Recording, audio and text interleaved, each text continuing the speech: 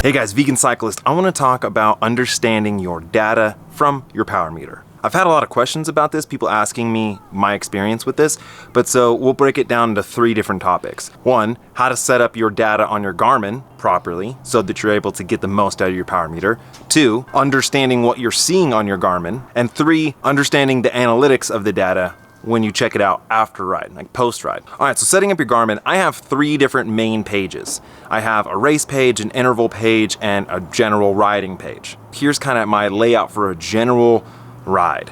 I have overall time from the start of the ride to the end of the ride. I have power, raw power, not 3 second, and I'll explain why I do that later. Average power for the entire ride, time of day, and distance. That's just like my general, I have no, whatever, I'm just going out for a ride.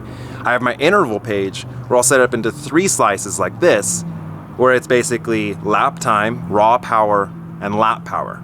So I'm able to go out onto an interval, I kind of like work into the interval a little bit, and then once I'm, say, trying to hit, 300 watts for 10 minutes, I'll get into that 300 watts, I'll hit lap, and then it sets my time and my power so that I can use my average power to also kind of smooth out the data that I'm receiving, because that's a big part and we're gonna get to it. And then my race page is time, power, and average power, because I don't need to lap it. I just need to know my overall average power for the race so that if I'm way past where I need to be or way in the red, I can see that visually as my average power and time, because I can look at and say, okay, 20 minutes, I'm 20 minutes in and I'm 340 watts. Well, I'm really close to red. All right, part 2 is understanding the data that you're seeing on your Garmin. Now, if you just got your power meter and you haven't done any kind of power tests, so you don't know what your FTP is, you don't know what your body is capable of, so the numbers that you're staring at mean really nothing. You just know that 50 watts is super low and 1,000 watts is super high. But in between there, depending on your weight and your fitness, you just don't know. And also, when you first get a power meter, you're not used to being able to apply power in a really smooth fashion because you've never had a visual input of your energy going into your bike. So this is what you expect to see when you get a power meter, is these super clean, smooth numbers of 300 watts, 301, 302, 301, 300, 299. That's never gonna be how it is. You'll never be able to have power that smooth just because that's just not how it works. It's not how you really apply power. It's gonna be jerky. Now, when you first start, it's gonna be super jerky. You might range 150 watts because you're just gonna be overcorrecting every time you get this input visually. Right? You're gonna kind of have this like lag of, you'll see 300 watts and you go, whoa, that's too high. And then you back off, but you back off way too much. So then the power shows 120 watts. So then you're like, shit, that's not enough. So then you stomp on it and then it goes 400 and 121 and 455 and 271. And you're just like, what is going on? I can't hold. It's just all over the place. And then when it's all over the place, you blow up. And the common answer is, well, put it to 3 second average or 10-second average, and that will smooth out the power. All a 3-second power average or 10-second power average is doing is taking your plot points and then averaging those plot points. So say, here's your raw power data, bam, bam, bam, bam, bam. Instead of getting these numbers every single time, every second, you get these numbers every single second.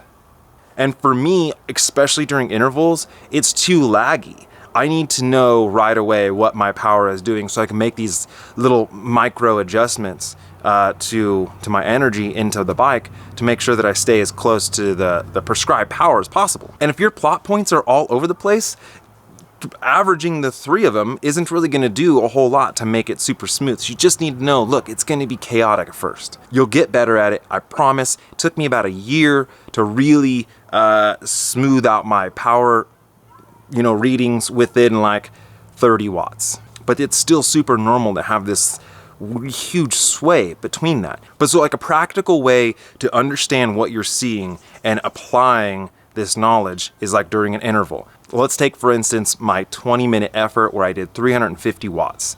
I knew I wanted to do 350 watts for 20 minutes. So I set my power meter up, my Garmin, like this. I have time, my lap time, I have my raw power, and I have my average power average lap power. So I work up into about 350 watts, I hit lap, so now I've started.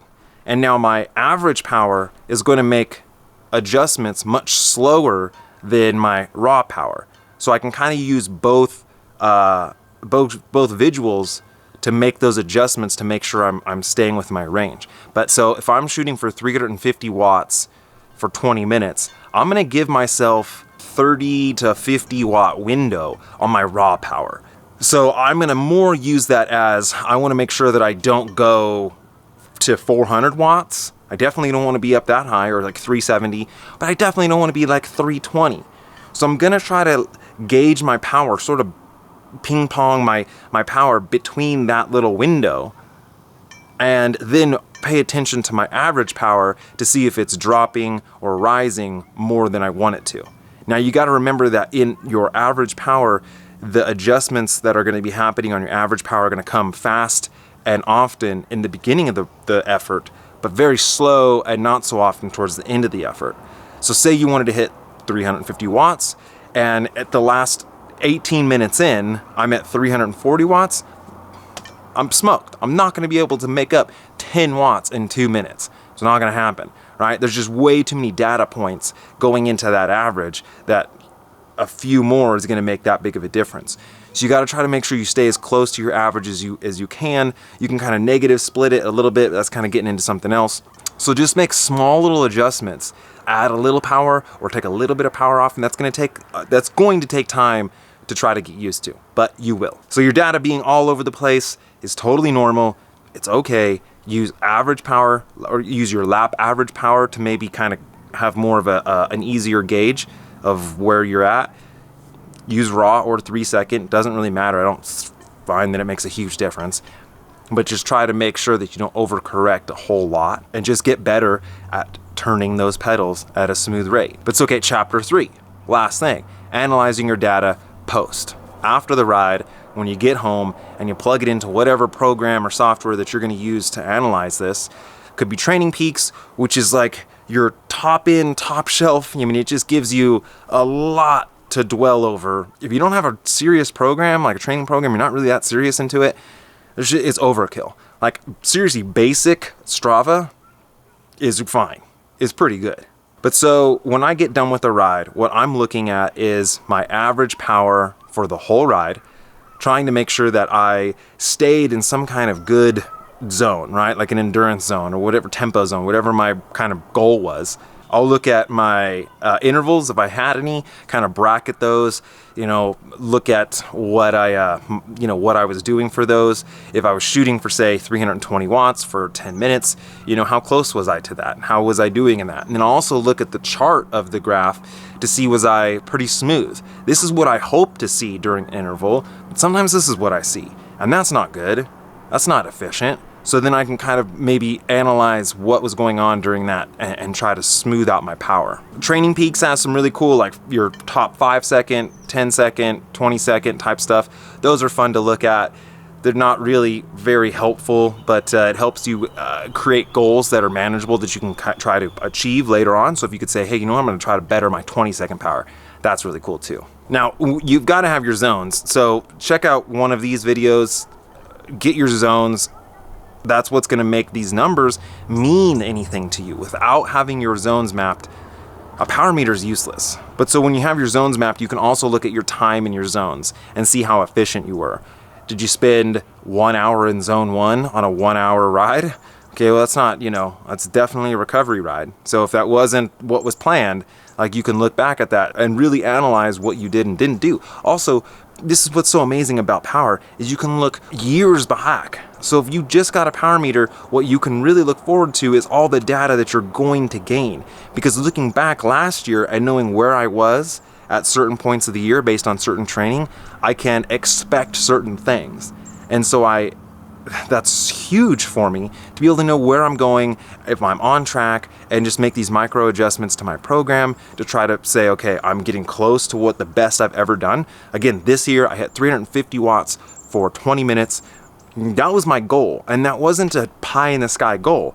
That was a goal based on the last 3 years of power data that I've had, because you could see a trending chart and that was achievable. Now, if I'd said 400 watts, like, yeah, that'd been really cool, but it's just not in the cards. Well, the way my power's been trending up, it's not there. Now, I got to also know that my power is not just going to keep going up. It's going to level off a little bit, and the gains are going to be, marginal. But a power meter is going to be able to give you so much amazing stuff. If you don't have a power meter, get a power meter. They're amazing. I hope this has helped. If you have any other questions about power meters, let me know. Thanks so much, guys. Vegan Cyclist. Yeah.